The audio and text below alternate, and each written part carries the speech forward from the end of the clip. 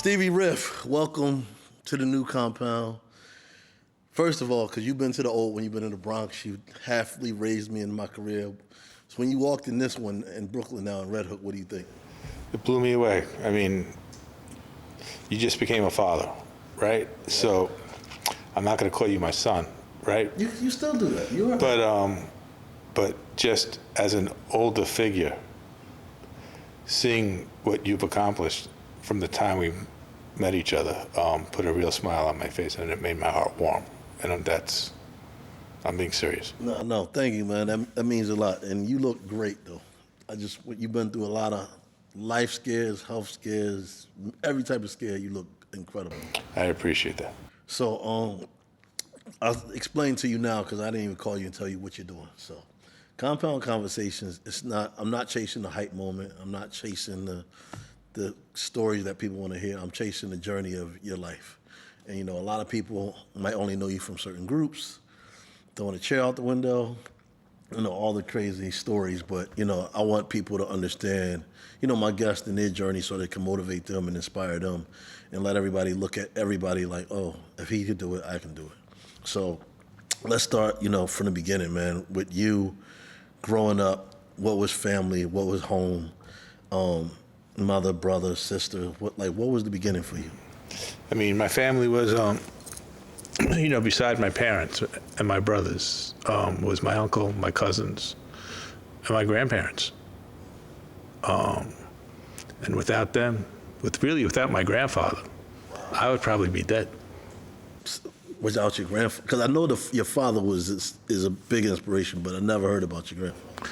Yeah, so you know this. When I was 15, I was majorly dyslexic as a kid. I didn't know how to read or write until I was 14, 15 years old. So, and I grew up with money, but I didn't need to get in trouble, but I was getting in trouble just looking for attention. I ended up going to Juvie, ended up getting stabbed, and they realized I was really in Juvie, not for a school. They thought they were sending me to school for special needs. But you wanted for attention. Well, I was dyslexic, so I was getting in trouble, so I couldn't go to the normal school that my friends went to, that we grew up. So I was on the short bus, and there was a football game there was something where I stayed after I would go home, and I got stabbed. And then my parents realized that this wasn't a school for special needs. And it was a juvie. Wow. So, but a funny thing happened out of that. So, did you ever see the movie Bad Boys? Yeah. With Sean Penn, right? Yeah. So, this guy keeps on, I'm 12 years old. And he goes, what are you in here for? He would ask me every single day. I was like, I don't know why I'm in here. Like, right? He goes, you seem normal. So one day he goes back to me, and I couldn't, I would say, I don't know. All I would say is, I don't know. I have no idea. So one day I just made up a lie. I said, I blew up my parents' house. I mean, it was a straight out lie. So cut to, I don't know, that was also my last day of school at the school, where they took me out and they got me back into the normal school where all my friends are.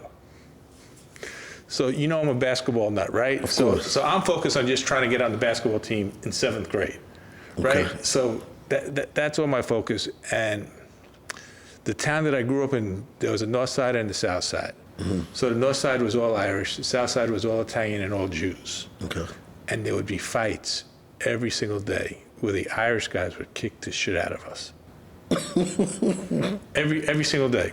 Now I've already been stabbed. Right? You don't want to do this again. And I'm this big, right? And we're just getting our asses kicked. And some of these Italian guys, their parents were like some real motherfuckers. Yeah, real ballers. Right? So all of a sudden, and there's the guy from the Juvie school. The guy you told you blew the house up. blew up the house. And he says, "Wait a second," and he stopped the whole fight. And he goes, "Steve," and I look, I got like a bloody nose, bloody mouth, right? And I look, his name was John. I was like, "Hey, John." He goes, "We can't fight anymore." Y'all don't know who y'all dealing with. So I'm not saying to lie, but it stopped. It changed the projection. That year for just the kids in my grade. Well, I can't say just lie, but you was in a situation that it's like getting pulled over by the cops. I'm not gonna say lie, but in those situations it changed your life for the better.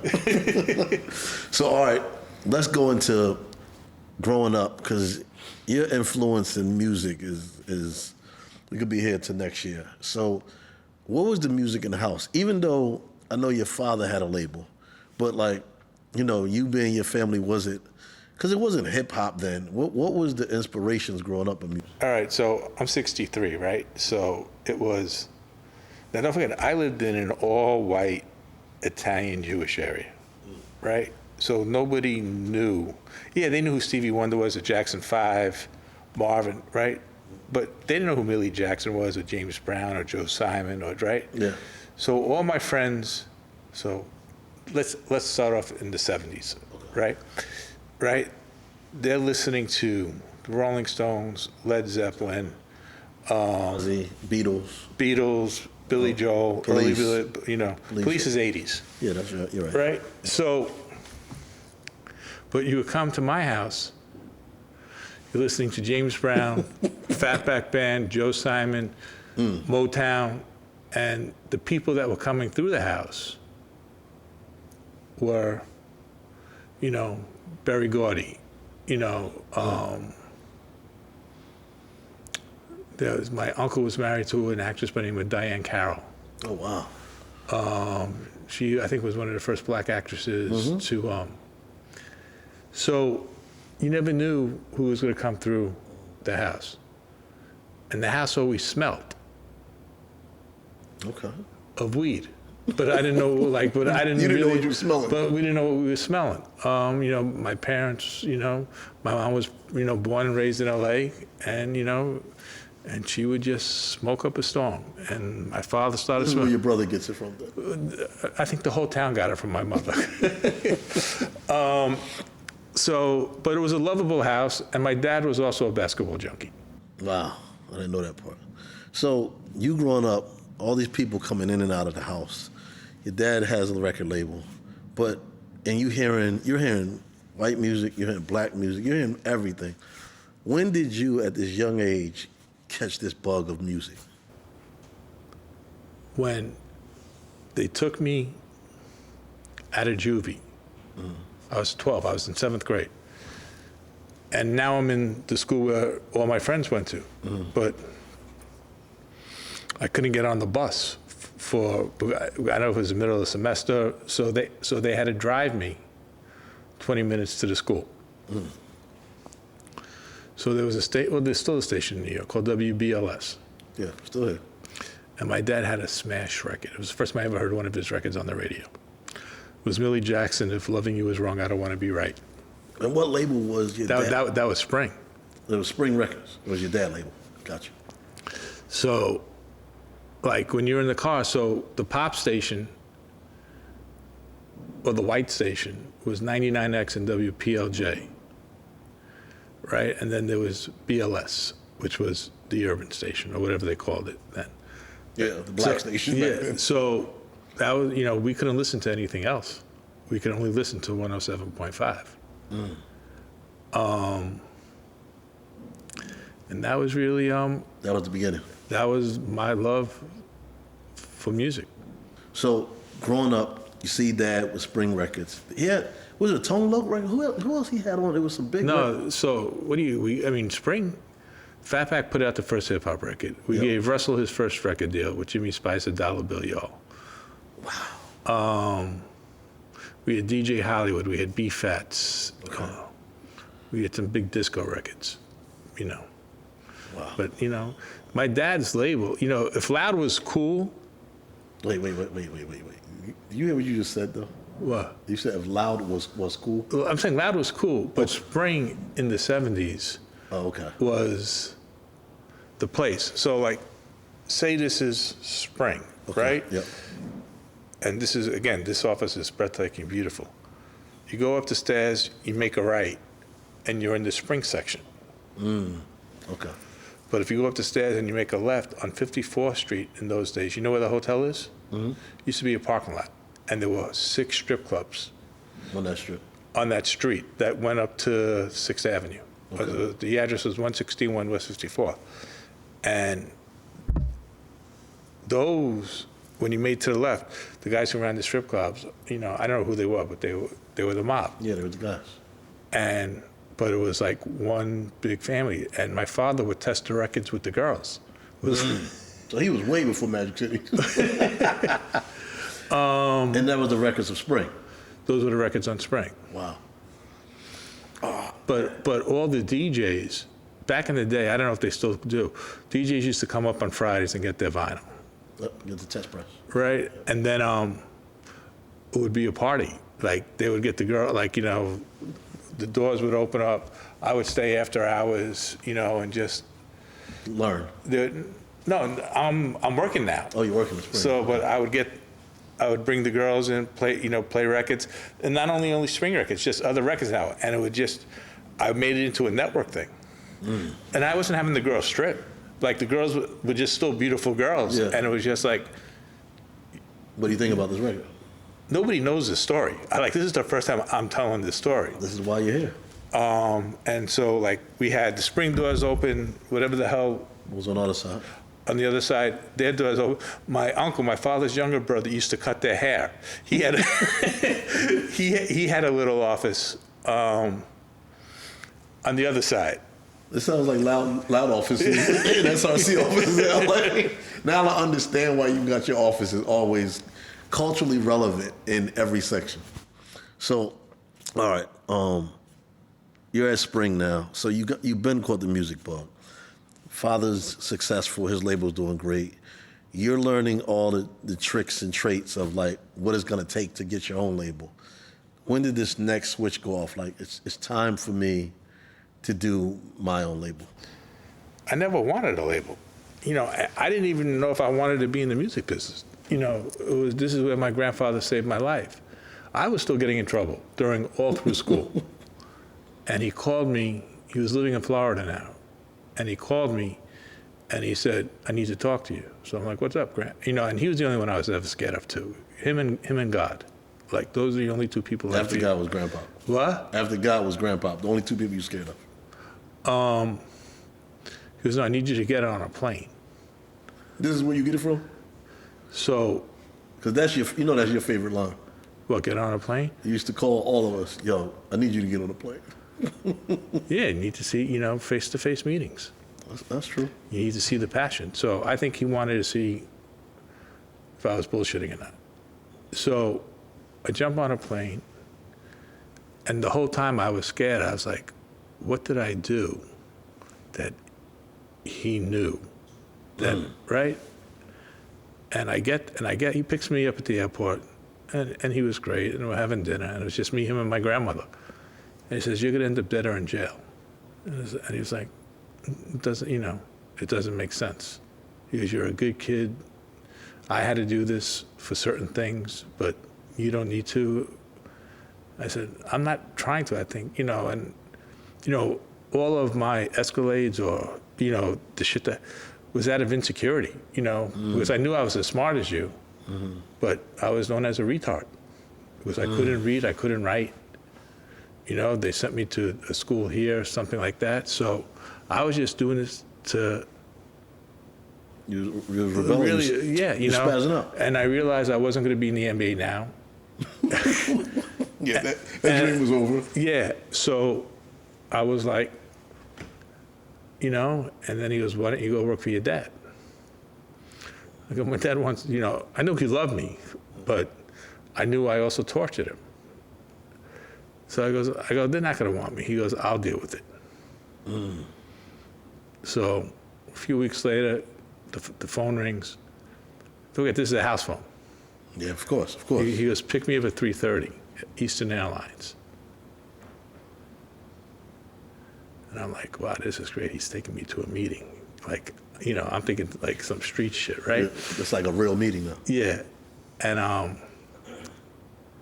you know, I already forgot about it. I'm going to end up dead or in jail or this, that. You're like, I changed my life already. And he goes, come on, we're going to Daddy's office. I'm like, I'm 18. I've never driven in the city yet. Like, I go, I don't know how to get to the city. He goes, I'll show you. And we get to the city, and they tell me they're going to put me on the road. I'm literally 18 years old. And I'm going to be on the road for 3 years. Not 3 years, 3 weeks. Okay. 3 weeks. 3 weeks. And I'm going to go visit radio stations. Wow, that's where it started. And then I'm going to fly back to Florida with Grandpa. And then from Florida, somebody's going to meet me. And we're going to go. So they gave me like 40 grand in cash. For your pay or for the... For whatever it was. I got you. Those 3 weeks actually ended up being, when I said 3 years, That's what it turned into. That's what it really turned into. I would come home on holidays or maybe 2-3 weeks at a time, and then I would go back out. And that's really what saved my life. It's amazing that your dad labels was Spring, because basically that was what you were. You sprung off of Spring into Loud, basically. So, you know, this is the first time I'm hearing a lot of the journey and your stories, and I'm listening to you say these things, and like one of the first people that tested records out with women in strip clubs. And of course, because your dad had a lot of house and dance records, so it made more sense because men are not the majority of people that dance. But then you being on the road, because, you know, from our times at Loud and SRC, your number one rule is just get on the road. Get on the road, go see DJs, everything else will play itself out. So you're at Spring, the itch is going off now. When is the turning point of like, I'm starting my own label? That was years later.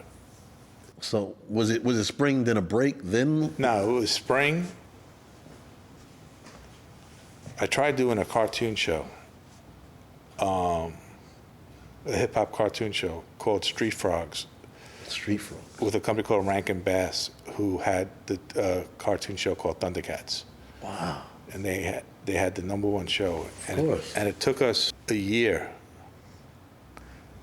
to get to the signing date. I got a $250,000 record deal without a group, and I was going to put a hip-hop group together. Wait, you got a deal without anything? Without anything, just on a concept. Okay. And what was this concept? And wait a second, and then we bullshit our way in to get a meeting with Jules Bass from Rankin and Bass and he lost his mind. He goes, can they be frogs? And I'm looking like, why do you want them frogs? He goes, so they could be universal. And all right, that made sense. Okay. So we started putting a cartoon show together, and I got this crazy record deal that was unheard of in 1983, 84. And what was the concept for the record deal? The record, so do you remember the cartoon show, The Archies? Yeah, I remember the Archies. Or the Partridge Family? Yeah, it was just putting a fake group. We were going to put a fake group together. And I had the hottest producers at that time making records for us, and I put a group together of four kids. And you got a $250,000 deal in the 80s. In 83, you said? 83, 84. And what happened to that, though? The day that everybody was signing, not only me and Capitol, but me, Capitol, Rankin Bass, and Rankin and Bass was owned at the time by Laura Marr. Okay. So we all had to sign. So it was like my first conference room with the lawyers and everything. And Rankin and Bass's lawyer, or Laura Marr's lawyer, says we need an exact release date. And my attorney says we can't give you an exact release date because at the end of the day, if we say we're going to do June 3rd and we come out June 5th, yeah, we breach. We're in breach. Yeah. So we can't, and that broke the deal. So I was He was living. I I was heartbroken.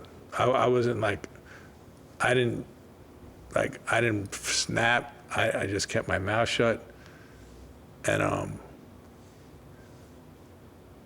if I had a gun on me, I would have shot the lawyer, though. I believe you. I said you was livid. I know you, so I know you. So I kept my mouth shut.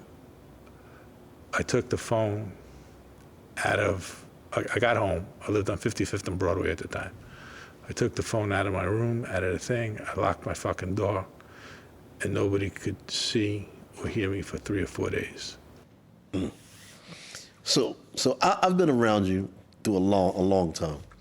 I've been around you when Loud went away and you rebuilt it back to SRC. So you've been hearing this story. You've been fighting adversity your whole life, from John to the school, to the fight, to now losing this deal. But what brought you back at that moment to turn? Okay, so I literally didn't brush my teeth for 4 days. Like, I had fucking cigarettes all over the floor. Like, whatever the fuck it was. It was a mess. And my father knocked on the door.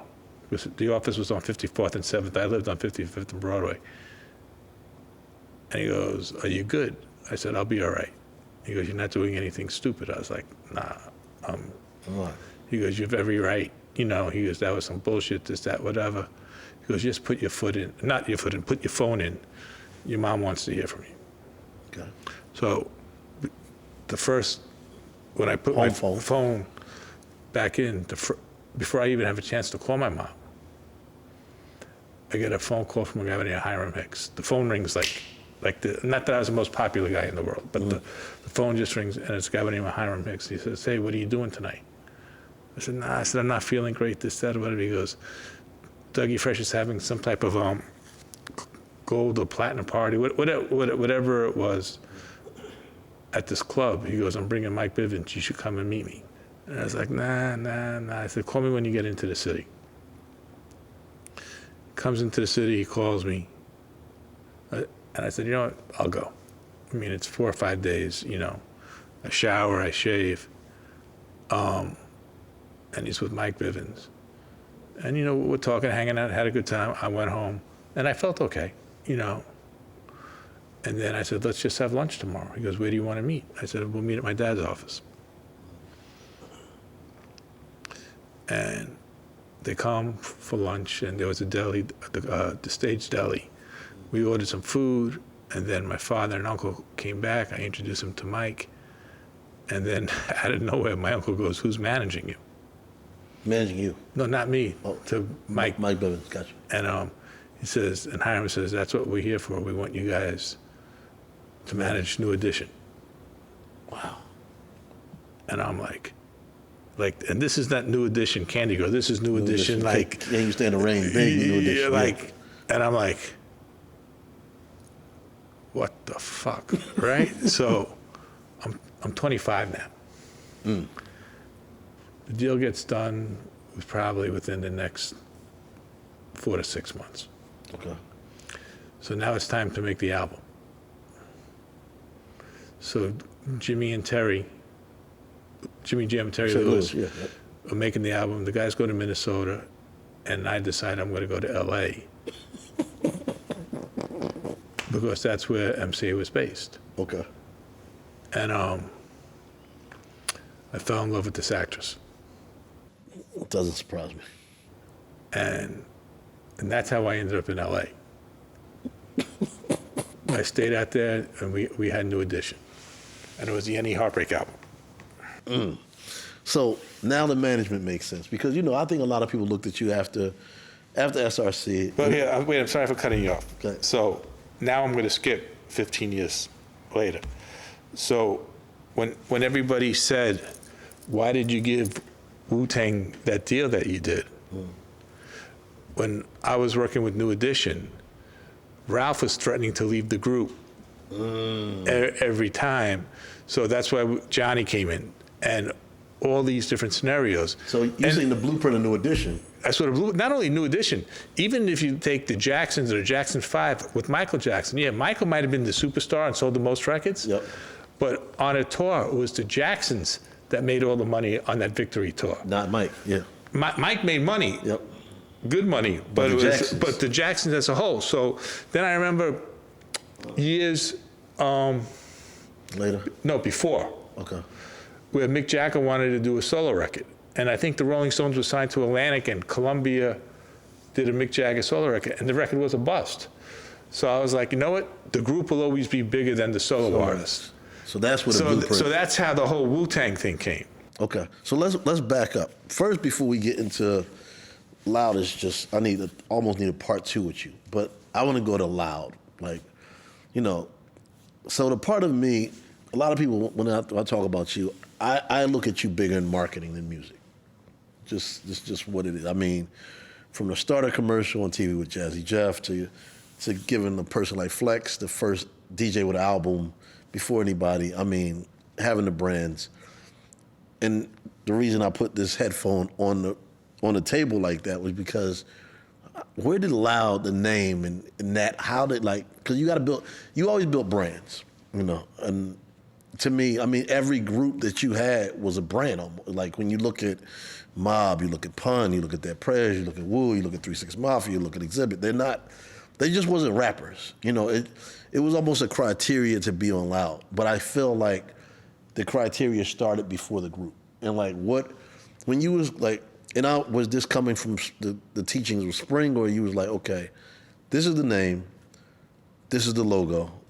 And also two aspects. I always look at it like Nike. You look at a swoosh, and then you look at the word, it's Nike. It was Loud with the headphones, and then it was Loud word. And you could have did it, but when did all that come to you? Because it had to come before any of the groups, right? Yeah, so, again, I didn't want a label.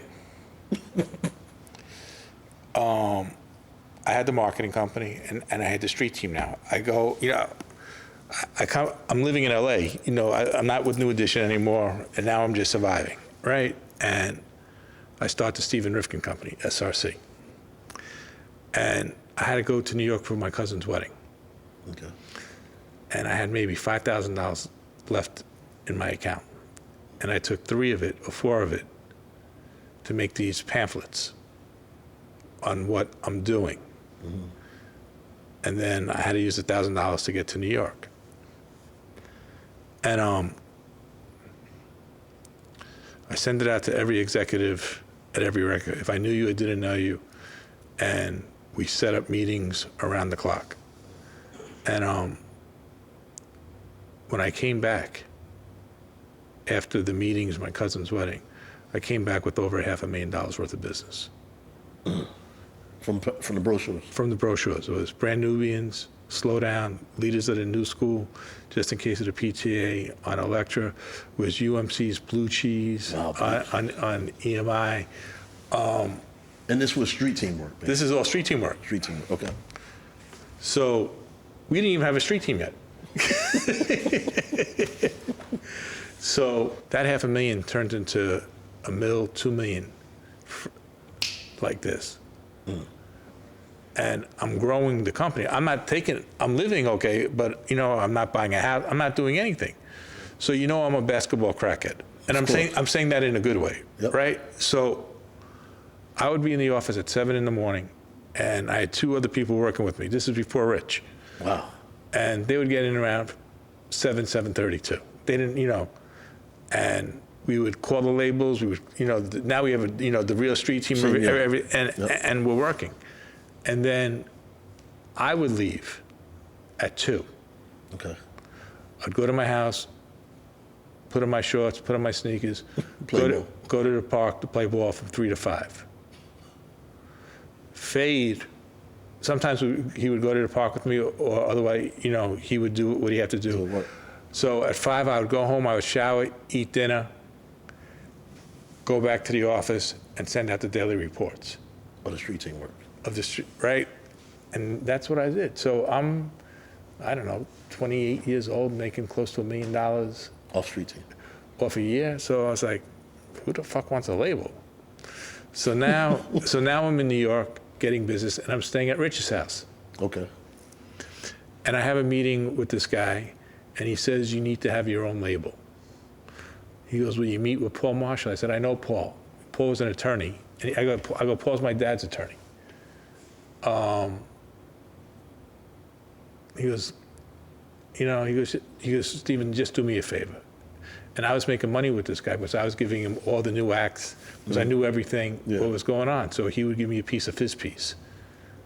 So I do him a favor. And I said, Paul, I appreciate it. And I just, exactly how I explained it. I'm in the office at 7, I'm out at 2, I play 3 to 5, I go home, shower, eat. I'm not dating anybody. I'm just so Focused. laser focused. And I ran this like clockwork for 3 years. So now, after the meeting with Paul, it's the year of the draft. It's the day of the draft, the NBA draft. And so I'm at Rich's house. I'm watching the draft. It's 8 o'clock at night, and the phone rings, and I answer it. I don't know where Rich is. And it's my father.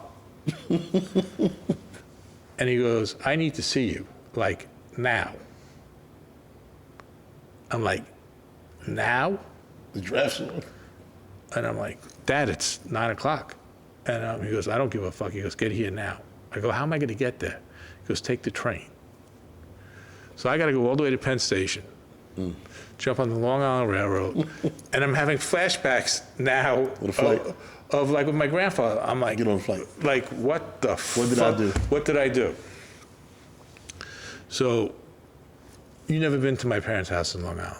I didn't make it. So it's a beautiful house. It's on the water, on the beach. Not in the Hamptons. This is like by Jones, Long Island. Right? My father's on the couch. He's smoking a joint. And he goes, you really are a fucking idiot. I'm like, oh, thanks, Dad. What'd I do now? And he goes, you had a meeting with Paul Marshall and you told him you didn't want a label? And I'm like, I go, that's what you called me in for? I'm like, yeah. He goes, you really are the dumbest motherfucker I ever met in my life. So I'm like, Dad, what are you trying to get at? I'm not even screaming. To me now, figure it out now it's like funny. Like, he goes, and he was cool. He goes, man, I'm so proud of you, this, that, whatever. My dream was for you to be one of the most powerful guys in music, and how you built your marketing. He called it a promotion company. The promotion company, like, it's truly amazing.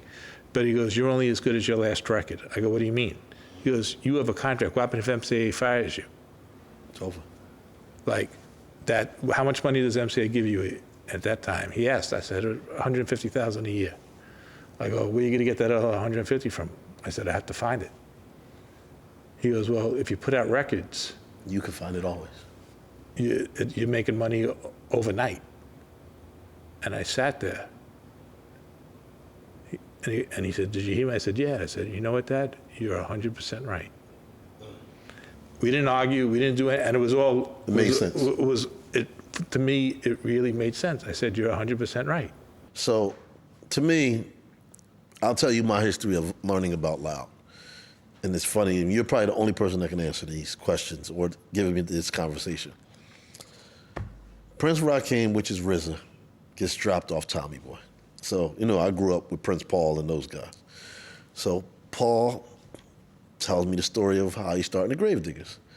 I don't even know if you know the story. He grabs all the people that got dropped off Tommy Boy, which is Prince Rakim, Too Poetic, him and Fruquan, which is in Stetsasonic. So I was like, you grab Prince Rakim? I was like, okay.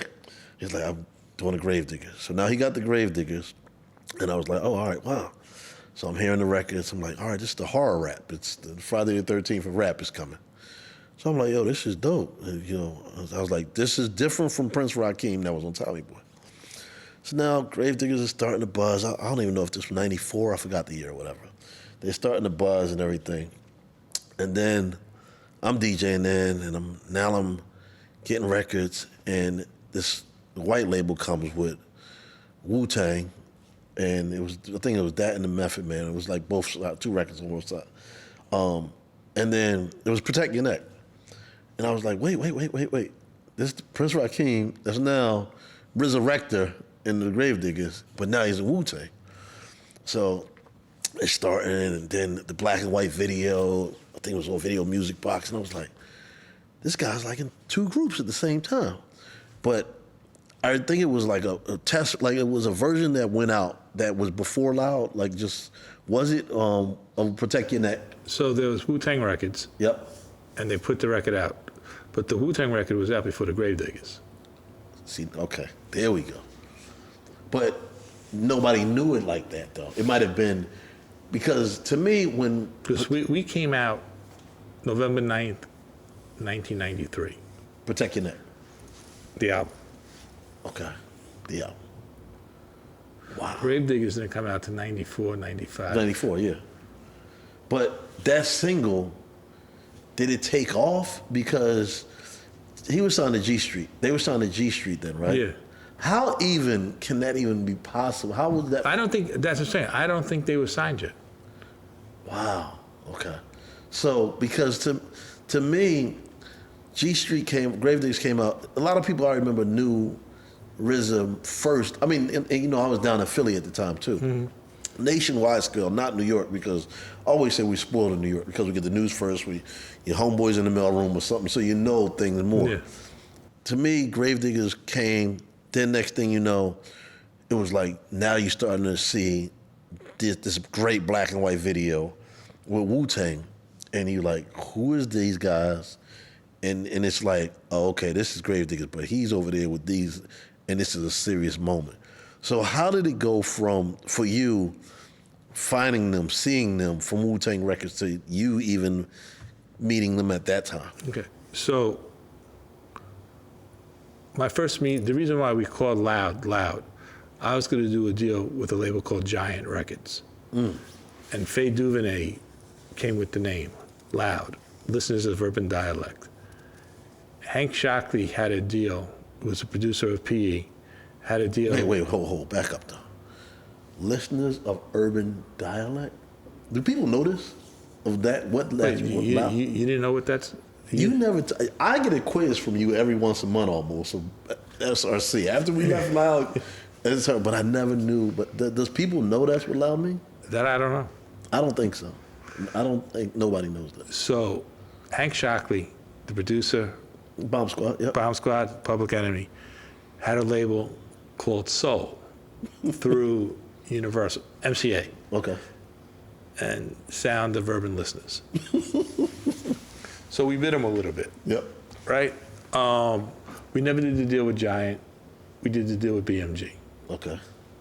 But we kept the name Loud. So Trevor Williams, I don't know if you knew Trev when you were at Loud. I remember the name Trevor, yeah. So Trev was doing college radio, and he finds the record.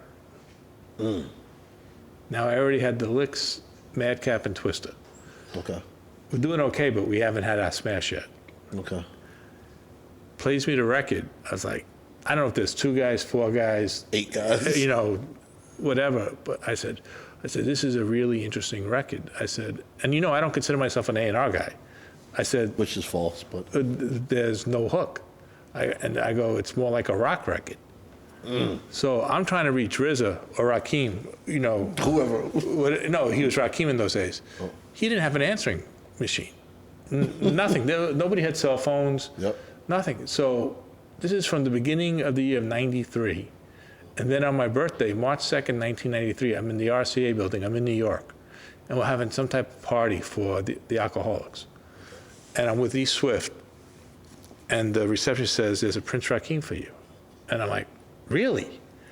And I see him, and he goes, we say hello. He goes, I go, did we have a meeting? He goes, no, I was just showing up to, I was taking a chance to see if you were here.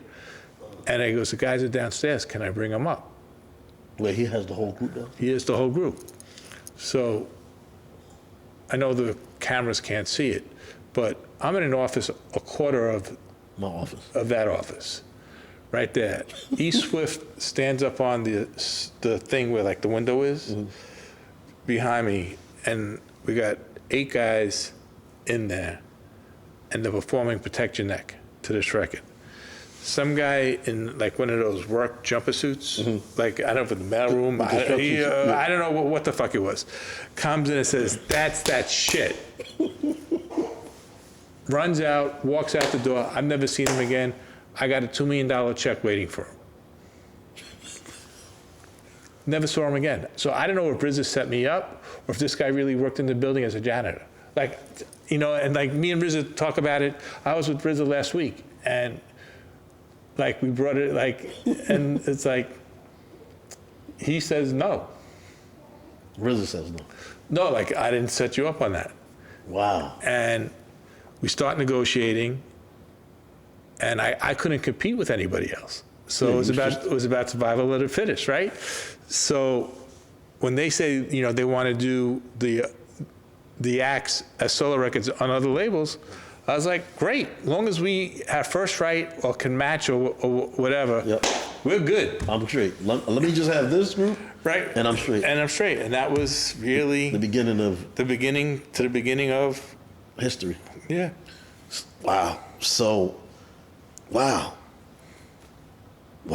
Yeah, nah. 'Cause it's amazing that, I mean, all 8 came in the office and 'cause Ghost wasn't there then, right? 'Cause Ghost was there. He was there in the beginning. Wasn't Ghost locked up? Nah, You God was locked up, and Divine was his locked up. brother. Okay. But he was a manager. He wasn't. So we have Wu, right? Which I think, well, Alcoholics to me, once again, group you had signed with branding, the first Drink Champs. So you're starting to get all these groups that have this. They wasn't gimmicks. They were just Authentically real hip hop groups from the street. with like Alcoholics was alcohol. Wu-Tang was karate. You got, you know. I mean, I wasn't thinking that deep, Free. I know, but wait, I know you know where I'm going though. But it was in you. You know, you keep getting them. You're getting Big Pun, you're getting Mobb Deep, you got Dead Prez, you got 3 6 Mafia, you got MOP. Every group, and I know y'all probably were just listening to music, but it's, you know, and at the same time, I mean, you come from Spring, you came from Street Team. So, I mean, Street Team, you probably invented the flyer up under the windshield wiper. It's a lot of, you know, standing outside the clubs. It never went off in your mind through these years that, like, wow, I do music, but I'm a serious. To me, you were an advertising agency in the urban community, but never looked at it like that. Did that ever go off in your mind? Yeah, well, we sold to an advertising agency. No, I remember, but it was not like you never looked at that with the groups and what you were doing. Nah, I mean, I always just looked at it where it's like, we got to find the next one. You know, I never said, oh, like, you know, out on a basketball court, or like if we're shooting dice or whatever, you know, I'll talk as much shit as the next person. Totally, yep. But I'm never going to brag about how great any of my companies were or the success that I had. I totally get that. What I'm trying to figure, because even like the starter campaign, you know, with Jazzy Jeff and Flip the Hat, and when I found out SRC was behind that, I was like, wow. That was Jonathan's idea, actually. That was Game Represent Game, right? No, that was the one with it was like the bubble jackets, and Jeff was like, Flip. It was a starter campaign, but it was through SRC. Yeah. But not the marketing company, not the record company. Not the record company. Yeah, and we made, you know, Loud jackets with like with the Dallas Cowboy colors, the New York Knicks colors, Yankee colors. the Giants colors, you know. But that's what I'm saying. These things from Loud was, even the way the Street Team moved, it was, you know, fast forward 15 years later, we see every advertising agency, every brand taking pages out of the blueprint of Loud to me. You know, to me it was Def Jam and Loud, you know, no matter what anybody said. But Loud had Def Jam was not the glitz and glamour, and Loud was the streets. Well, I look at it this way, and not taking anything away from Def Jam, because Def Jam, you know, they're still in business. Yeah. But you had Def Jam, Bad Boy, and Death Row. Okay, yep. And they were all fighting for that one position. Totally. So, you know, when you're driving on the freeway, you have three lanes, and then you have the emergency lane or whatever. HOV line, yep. Right? That's what Loud was. We were in a lane by ourselves. I didn't give a you didn't give a fuck. Like, go ahead, have the radio records. I didn't say, oh, we need a radio record, this, that, or whatever. You see me in those meetings. I said, if we grab these 10 stations at mix show, not even in full rotation, yep, we'll have an album that does 350. If we have these 20 stations, we'll be at 700. that's all I was thinking about. I wasn't thinking about anything else. Let them fight and spend all the fucking money. And that's really what it was. I wasn't worried about radio, you know? And never. you know what? And Leo and Russell and Kev, God bless them. I mean, they went on a run that, you know. Change the game. So, they all fought for that, you know, one spot. And You had that lane. yeah. Like I always say to myself, and I said it to D from Rough Riders, I said, if we had the Locks with you guys. The Locks was loud artists now when they think about it. And I was like, you know, I know they were on Interscope or, you know, Interscope, it's yeah. like, you guys Bad Boy were, to Interscope. yeah, both of them were trying to chase these radio records. Yeah. And I was like, if we let them be who they were, and I let D&Y be who they were. It's another Wu-Tang all over again. Well, you know, they are equivalent to Mobb Deep, you know, but at the end of the day, it would have been a multi-platinum group. Yeah, wow. Shouts out to D. So, like I said earlier in this conversation, you one of the people I know come through the most adversity, and I got to see you at one of your lowest points in life when Loud was gone, and you did it again. You know, Jay-Z said this one line that I always love, and he said, if you're good at something, do it again. And I just remember the apartment. I think I was in that apartment. I forgot. I think In New York? Yeah. Oh, the 61st Street apartment. Yeah, I remember. I was in there. You had the upstairs, the little room on the left. Yeah. And you got the call, and you was fucking going crazy, screaming, and you was like, "We're gonna do it again. I'm gonna do it again." Like before, you know, Loud. We don't have enough time to tell the story of they took Loud, tried to take the name, tried to take the logo, tried to take all your masters, all the groups, everything. And you came back, and I remember that's when you flipped SRC, the Street Records Company. Street Records Corporation. Street Record Corporation. I think we had like 10 names, but that was the name you went with. And then it was Akon. It was the first. Banner. And then It was Banner to Akon, because Akon was in jail. I think he just got out of jail. Yeah. Banner first. What made you, I mean, when you know, because you lost everything, what dug deep inside of you to be like, I got to do this again? So I was extreme. So again, I locked myself. I was married at the time. You was married at the time. And it probably ruined my marriage. But I locked myself in the room. Mm-hmm. And even though I shared a bed with my wife, I wasn't talking to anybody. I wouldn't let the kids come into the room or anything else like that. So, you know, my wife, Nicole, was extremely close to Heavy D. And Hev was like a brother, you know, we were like brothers. And she called Hev and she called my father. I didn't know. And they came over to the house. Hev smacks me in the face. Not, you know, not violent, I mean, but get up, way up. Get the fuck out. He goes, this is supposed to be the best day of your life. You were dreaming about getting out of Loud. And let's go to lunch, and they threw me into the shower. I take a shower. We drive to the Palm restaurant, and it's just me, Hev, and my dad. And if you were at this restaurant, you probably said, we were all hysterical crying. Wow. I think my dad was crying because, you know, whatever, I was crying, like my ego was, you know, everything. Yeah, I remember. And then Hev is just a sensitive He starts crying. soul. And I mean, not just tears, like we're all fucking bawling. Like, and then the manager said, do you want to be, do you want, you know, and usually we're in a private room anyway. He goes, you want to go into the private room? And we're like, no, we're all right. Wow. And then this was a Wednesday. And I gave them my word. I'll be in the office on Monday, and I'll have a deal by the end of the week. I remember you calling me to come to the apartment. He was like, Gabi, get over here.